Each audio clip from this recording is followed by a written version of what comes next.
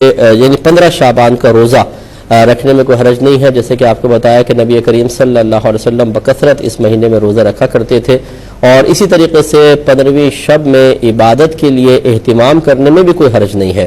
میں گزارش کرتا ہوں ایسے حضرات سے جو میں حسن ظن قائم کر لیتا ہوں کہ اچھی نیت سے ہی کہتے ہوں گے کہ جی اس رات میں آپ جمع ہو کر مسجدوں میں عبادت نہ کریں کیونکہ یہ پہلے ثابت نہیں ہے یا اس طرح اہتمام نہیں کیا گیا۔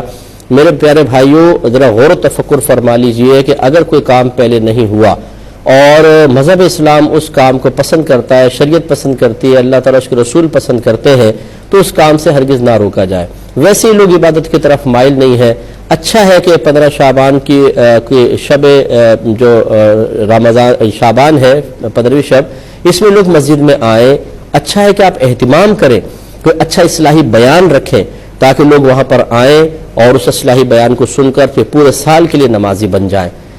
اب اگر یہ کہا جائے کہ یہ پہلے تو یہ تھا نہیں، اب اس طریقے سے اہتمام، تو دیکھیں نوافل پڑھنا پہلے بھی تھا اب بھی ہے، درود شریف پڑھنا پہلے بھی تھا اب بھی ہے، قرآن پاک پڑھنا پہلے بھی تھا اب بھی ہے، راتوں کو جاگنا پہلے بھی تھا اب بھی ہے۔ لیکن اگر آپ کہیں گے خاص 15ویں شعبان کو ہی کیوں، تو اس میں کوئی حرج نہیں ہے کہ اگر لوگ کسی مخصوص وقت کو عبادت کے لیے خاص کر لیں لیکن اسے شریعت کے لازم کردہ کی طرح لازم نہ سمجھیں، اس میں کوئی حرج نہیں ہے۔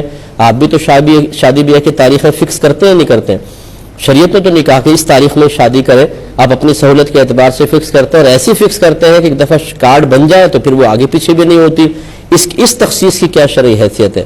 شادی کرنا سنت کریم، اگر آپ کا جو دنیاوی معاملہ ہے آپ کے لیے دنیاوی ہوگا، ہمارے لیے تو یہ بھی عبادت ہے۔ ہمارے نبی کریم صلی اللہ علیہ وسلم ارشاد فرما رہے ہیں، چلے میں اور آگے چل لیتا ہوں۔ اب اس کا ذرا مجھے جواب دیجئے کہ مسجدوں میں جماعت کے اوقات مخصوص کرنا کیا نبی کریم صلی اللہ علیہ وسلم کے زمانے میں تھا؟ صحابہ کرام کے زمانے میں تھا؟ سرکار نے اس کا حکم فرمایا، صحابہ کرام نے حکم فرمایا، تو پھر آپ نے 5 نمازوں کی جماعت کے اوقات کیوں مخصوص کر رکھے ہیں؟ اور اتنے مخصوص کر رکھے ہیں کہ نہ 1 منٹ آگے ہوتا ہے نہ پیچھے ہوتا ہے۔ اگر آگے پیچھے ہو جائے تو نمازی حضرات امام صاحب کو عجیب و غریب نگاہوں سے دیکھنا شروع کر دیتے ہیں کہ امام صاحب 5 منٹ لیٹ ہو گئے ہیں۔ یہ جو تخصیص آپ نے کی ہے، بتائیں کہ اس تخصیص کی کوئی شرعی حیثیت ہے؟ کیا شریعت نے کہا تھا کہ جماعت کے لیے وقت مخصوص کرو؟ اگر ہے تو دکھائیے کہاں ہے۔ اگر آپ کہیں گے نہیں یہ تو اس لیے ہے نا کہ تاکہ لوگ ایک خاص وقت میں آئیں اور ایک بڑی جماعت ہو جائے، اس کا مطلب ہے کہ کسی مصلحت صحیحہ کی بنا پر اگر شریعت نے کسی وقت کو کسی عبادت کے ساتھ خاص کرنا نہ بھی لازم کیا ہو تب بھی ہم کر سکتے ہیں۔ یہ تو آپ خود جواب دے رہے ہیں۔ تو اسی طریقے سے اگر 15ویں شب کو علماء اجازت دے عوام الناس کو کہ ٹھیک ہے آپ مسجد میں آئیں، خرافات سے بچیں، بستر پہ سونے سے بہتر ہے کہ مسجد میں آئیں، نوافل وغیرہ پڑھیں اور اللہ تعالیٰ کی بارگاہ میں توبہ کریں، اصلاحی بیانات سنیں اور آئندہ کے لیے اچھے منصوبے اچھے ارادے بنائیں۔ بتائیے اس میں کون سی شرعی قباحت ہے؟ تو یہ اس طریقے سے نہیں کرنا چاہیے۔ خواہ مخواہ مسلمانوں کی ایک بہت بڑی تعداد ہے، آپ دیکھیں کہ بلا مبالغہ 80% مساجد جو ہیں وہ آباد ہوتی ہیں، اس میں لوگ آ رہے ہیں، آپ سب کو کہیں کہ یہ بدعتی ہے، یہ گناہگار ہے، یہ نماز پڑھ کے بھی جہنم میں جائیں گے، اس رات میں جا کر بھی جہنم میں جائیں گے۔ اس طرح کی باتیں کرنے کا کوئی فائدہ نہیں ہے۔ بہتر یہ ہے کہ ان چیزوں پہ ٹھنڈے دل سے غور کرنے کے بعد ان میں جواز کے پہلو نکالیے اور اچھے نیت سے اچھے ارادے سے لوگوں کو عبادت کی طرف آنے دیجیے۔ اور یہ ضرور ہے جیسے میں نے آپ کو عرض کیا کہ اصلاحی بیان رکھیں، اچھے بیان رکھیں۔ اور میں تو دیکھتا ہوں میرے بیان ہوتے ہیں الحمدللہ، میں جاتا ہوں مساجد کے اندر، اس دفعہ بھی غالباً میرے 2 یا 3 بیان ہوں گے ایک ہی رات میں، اور اللہ کا بڑا کرم ہے کتنے لوگ سامنے سے بیٹھے ہوتے ہیں جو اللہ کی بارگاہ میں توبہ کرتے ہیں، گناہوں کا احساس پیدا ہوتا ہے، عبادات کا ارادہ کرتے ہیں۔ یہ سارے فائدے نظر انداز کر کے بس اس چیز کو ہم بیس بنا لیں کہ جی وقت کیسے مخصوص کر لیا، حالانکہ اللہ کے نبی نے تو نہیں کیا تھا۔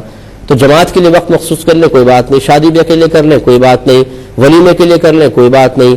اسی طریقے سے دارالعلوم کے اندر سال شروع ہوگا اس فکس تاریخ میں کوئی بات نہیں، دستار بندی اس تاریخ میں ہوگی کوئی بات نہیں، ختم بخاری اس تاریخ کو ہوگا کوئی بات نہیں، سلیبس یہ والا اتنا، یہ کتاب 6 مہینے تک چلے گی، یہ سال تک چلے گی، یہ ہم تخصیص کر لیں مخصوص کر لیں کوئی بات نہیں۔ یعنی یہاں کوئی بھی بات نہ ہو اور مسلمانوں کی ایک بہت بڑی تعداد مساجد میں آ کر اللہ تعالیٰ کی عبادت کر کے اس کو راضی کرنے کی کوشش کرے تو یہ بدعت ہے، یہ سب جہنم میں جائیں گے۔